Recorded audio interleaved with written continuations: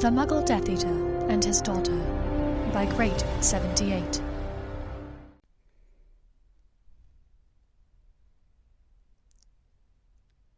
Chapter 17. Truth, Trust, and 2 all-beef patties. Early to mid-October, 1995. So, Lucius, I know you enjoy Quidditch, but do you care for football? Yes. I flew over a game years ago on my broom. I think having one net to defend seems far better than 3 hoops. And it was easier to follow since there was only one ball, Lucius said, almost surprising himself as he spoke. He'd have ordinarily never articulated these thoughts about the superiority of Muggle football aloud, but something about being in this space with this man and their newfound camaraderie made him want to open up more, somehow. And Muggle beer was surprisingly delicious. Richard spoke again, after a few moments of companionable silence as they drank. So, it was kind of out of nowhere, didn't you think? Voldemort just reappearing like that? Did you expect it? I worried that it would happen when my mark started changing a while back. I asked you if yours was changing as well, and you said yes. That confirmed who you were, for me. Richard remembered the note from Lucius that seemed rather odd, but innocuous at the time. Yes, you were right. Well, when I got my mark back in the 70s, Voldemort was at the height of his power. It was strange, don't you think, that a baby was able to defeat him back then? Yes. It was very odd. Harry Potter is clearly quite powerful. It's why I thought perhaps Hermione had gotten herself placed in Gryffindor, to try to kill him years ago, before he learned more at the knee of Albus Dumbledore. Right, Richard said, nodding sagely. No, she hasn't been able to manage that, what with the protections in place on Potter. Yes. Perhaps there is still time as your daughter grows stronger. It is part of her birthright, after all. Lucius sucked in a breath at these words. He hadn't meant to bring up the girl's adoption, but Richard seemed open to discussing it. Do you think so? Richard tilted his head encouragingly. Lucius relaxed, and took another sip of the delicious drink. Yes. Narcissa thinks I've lost my mind, and Draco seems to just appease me. I don't think he believes me either. But I know the truth about Hermione, just like I've known the truth about who you were since the day we met. What truth do you know, Lucius? Hermione is the child of the Dark Lord, and one of his most faithful servants. She's destined for greatness, I'm sure of it. One day she will marry my son, and together they'll rule the wizarding world. Richard looked slightly agitated at this pronouncement, but after a second Lucius saw that he was mistaken. The other man's look was curious, warm, intrigued. Do you think that Voldemort will allow them to do so? Rule together, I mean. Doesn't he want to rule the wizarding world himself? Yes, but he's weaker now. He seems less capable than he used to. Lucius's eyes widened. Why had he said this? It was true, he had had that thought privately, but to articulate it to a man who was among Voldemort's most trusted advisers could be literal suicide. But Richard simply smiled placidly. That might be the case. I suppose time will tell. Has he asked you to do anything, take care of anything specific for him? Yes. He sent his messenger, Peter Pettigrew, to the manor. He wants a prophecy located in the Department of Mysteries. Richard frowned. Prophecy? Yes. It probably isn't true. So many of those things turn out to be false, but the Dark Lord wants it, so I suppose we must retrieve it. Lucius frowned. He realized that he truly didn't want to go to the Ministry for this object. However, It had never occurred to him to question whether he wanted to go. It was a mission, an assignment. One did not refuse an assignment given directly by Voldemort. His inner thoughts continued to issue from his mouth without him paying attention. The prophecy can only be touched by those involved in it, so the Dark Lord plans to lure Potter to get it for us first. Richard nodded knowingly. Yes, exactly, you're right. Anything else? Any rumors you've heard? Roll believes he's trying to get the Dementors on our side. They are already sympathetic, I know. They let Sirius Black out already, and he was an agent of the Dark Lord before. I know Sirius worked with you in the past. I suppose the Dark Lord wants his loyal followers back. Richard stared hard at Lucius. You may be right. The Muggle man sighed deeply. Lucius, you need to head home soon. Linda will be back from yoga soon.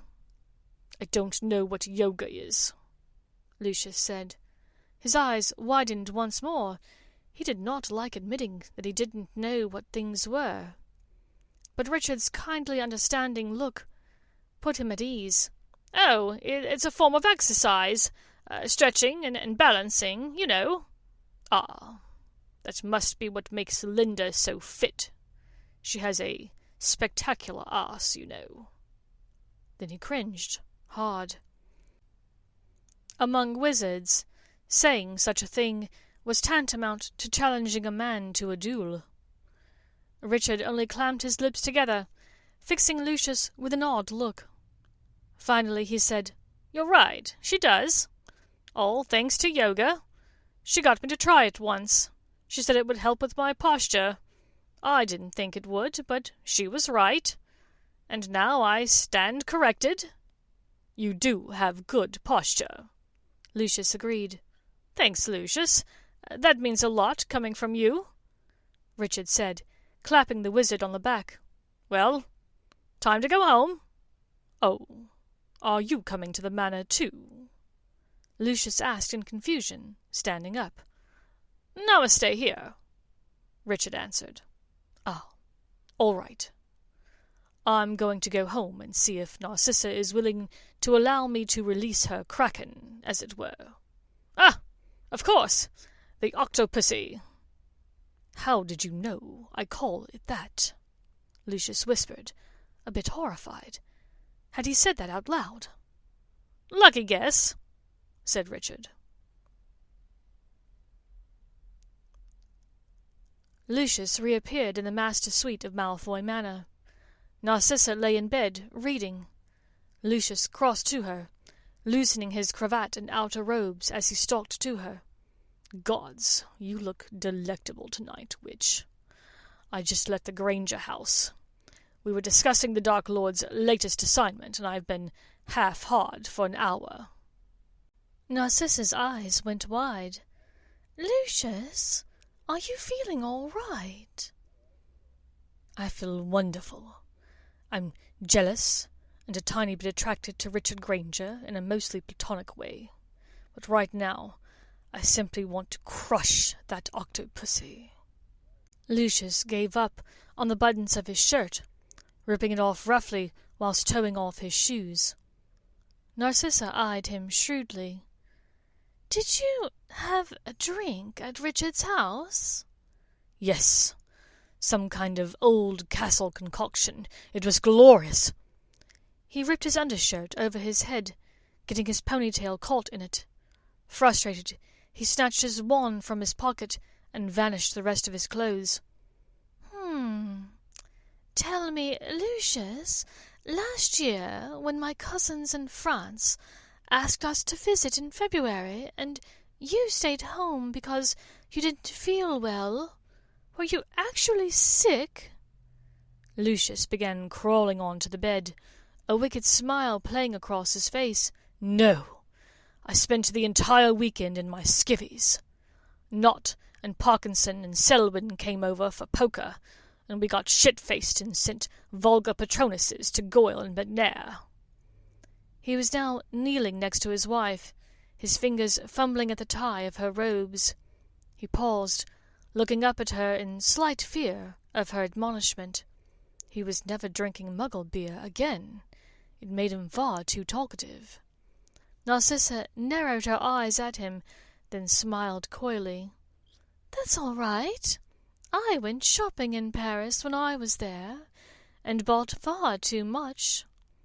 Besides, I know how you can make it up to me." Lucius licked his lips eagerly. "Yes?" She took over the untying of her robes. "Yes," she answered.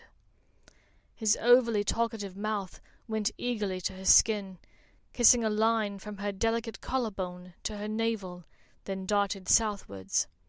"Have I ever told you how beautiful your cunt is?" He posed the question conversationally, thrilled at the ease of their discussion, the openness of her invitation. His tongue began working its way along her slit, pressing with just the right amount of pressure that he knew she liked. Narcissa threw back her head, toes curling in pleasure. "For your eyes only, darling." Narcissa lay awake, staring at her slumbering husband in the moonlight. It had been a highly fulfilling and enlightening hour or so, culminating in 3 of the best orgasms she'd had in months. Sex energized her, made every nerve in her body sing with crisp energy and magic. It put Lucius into a deep sleep every time. So, he'd spent the evening with Richard, and had evidently been dosed with veritaserum. There was no way Lucius would be that truthful otherwise. How, though? "Lucius," she whispered. "How do you contact Richard?" "Pocket. Press number 1. He was still fast asleep, but evidently enough of the serum still ran in his veins. Did he mean his robe pocket? Narcissa crossed the room and picked up his robe, finding in the pocket the Muggle device that looked similar to one Linda had used a time or two in front of her. It had a series of buttons, including a numeral 1. "Good boy," she purred. He smiled and rolled onto his stomach, snuggling further into the pillows without waking. "I'm a good boy," he murmured. Narcissa crept from the room. The buzzing from his nightstand roused him almost at once. Thankfully, Linda was an incredibly deep sleeper. It was the phone for Lucius, he could tell. His normal mobile was charging in the kitchen. He fished the phone from inside the box of tissues on his nightstand and pressed the button. "Lucius?" "It's Narcissa. Can we meet tomorrow?" He hesitated. Somehow Narcissa had gotten this phone and knew it would call him. Perhaps 3 drops of veritaserum was too many drops. Finally he said, "Do you know what a McDonald's is?" Narcissa Malfoy looked as out of place sitting in the moulded plastic booth as a Fabergé egg in a smelly chicken coop. After determining that she was there alone, Richard crossed the dining room to her and slid into the booth opposite her. "Hiya, Narcissa. You wish to see me?" he asked, in a cautious but friendly manner. She smiled up at him. "Richard, it's wonderful to see you. I only have a few questions. 1, how did you acquire veritaserum? 2, why did you give it to my husband? And 3, does Linda know you're an agent for the Dark Lord?" She blinked slowly at him. He worked hard to school his features. "Well, if this occasion doesn't call for 2 old beef patties, special sauce, lettuce, cheese, pickles, onions on a sesame seed bun, I don't know what does." "I'll have mine without the onions," she replied. 5 minutes later, he began his tale. To her credit, Narcissa didn't interrupt. "So I'm rather stuck now. Lucius assumes I'm working with him. The Dark Lord guy didn't kill me on the spot, so I don't know what to make of any of that. Just dumb luck, I guess. And as for Linda, she knows none of it. And I'd like to keep it that way." He raised an eyebrow in question at her. Narcissa cleared her throat, still trying to take it all in. "She won't hear it from me, but I must say, keeping secrets from your wife can be problematic." Richard sighed and rubbed his neck ruefully. "I'm rather good at it by now." He'd worked off and on for MI6 for several years now, and Linda had not known the entire time. "As am I," Narcissa said, with a flinty gaze. "Good at keeping secrets, I mean. I don't mean to make presumptions, Richard, but am I to assume that it is not your wish for the Dark Lord to achieve world domination?" "Decidedly not." She smiled grimly. "Good. Mine either. Richard, if there's any help I can offer, please let me know." He took a deep breath, unsure if this development could be trusted. Narcissa had been a kind friend to Linda, it was true.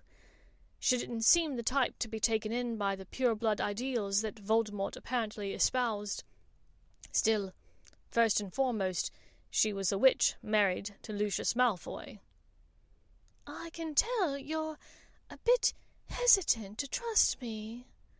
Let me ask you, what lengths would you go to protect your daughter, to keep Hermione safe?" Narcissa asked. Richard hardly had to think for a moment. "I would go to the ends of the earth and back." "That's how I feel about Draco. Lucius followed his father's footsteps into the Dark Lord's arms.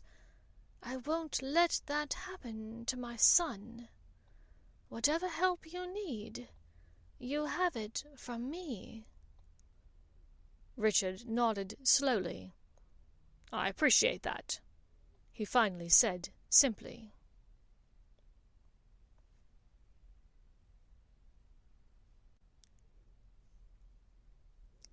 Linda hurried back up Pembroke Avenue, on her way back to the office. She had a little girl coming in for 2 fillings immediately after lunch, and Linda recalled the child as being a nervous sort.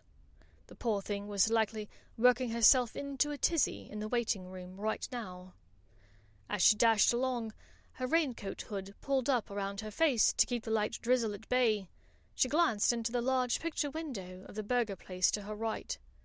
A double take revealed the unmistakable regal blonde hair of Narcissa Malfoy, seated imperiously in the booth of the restaurant, resplendent as always in her coral-colored dress robes. Linda's eyes widened and her steps ground to a halt. A man carrying an umbrella nearly walked into her, but she hardly noticed. Of all the people she never thought she'd see having a Big Mac attack, Narcissa was at the top of the list. An arm reached across the table opposite Narcissa just then, the person's identity obscured by the wall that ran alongside the window.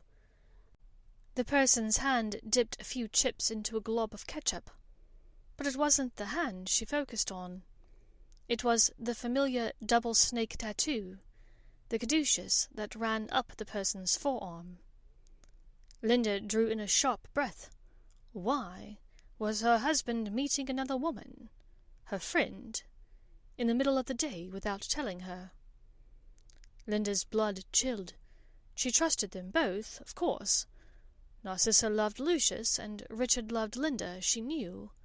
But what could be going on? Breathing fast, Linda resolved to maintain her trust in them, but perhaps be more aware of their interactions in future.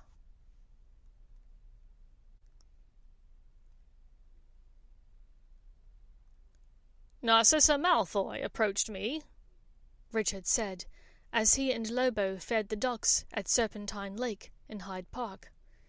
He knew Remus's name now, of course, but having known the man as Lobo for nearly a decade, he found the habit hard to break.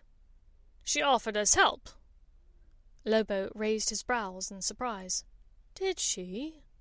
"Apparently. She's not a fan of the Dark Lord." "Understandable. But Lucius? Draco?" "She says Lucius's prejudices are fairly ingrained. Even if he wanted to break free of the Dark Lord's sway, she doesn't know that he will. But she feels as though Draco is not so far gone." "I felt the same, having taught the boy." Lobo agreed. "Lucius says they've been tasked with obtaining a prophecy from the Department of Mysteries. It wasn't especially clear to me what he meant, but I suppose that means something to you?" Lobo nodded.